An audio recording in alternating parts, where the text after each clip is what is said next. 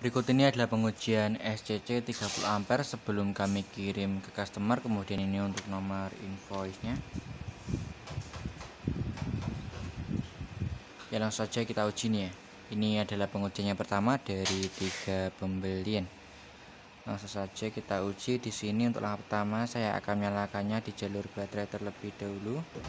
Di sini saya sambungkan ya di jalur baterainya terlebih dahulu.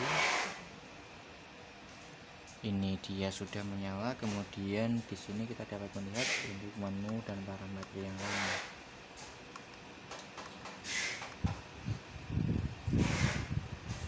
Kemudian untuk selanjutnya saya akan menyalakannya di jalur PV.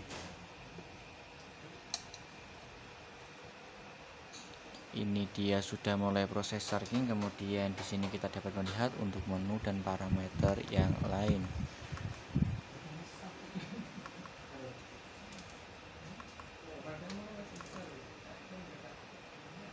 Kemudian untuk selanjutnya saya akan uji menggunakan USB nih ya. Saya akan mencharger ponsel di sini.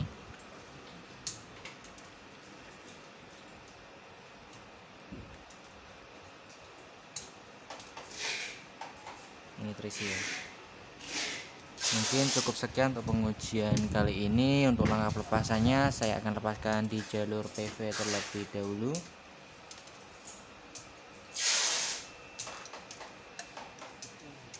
Kemudian saya akan lepaskan di jalur baterainya.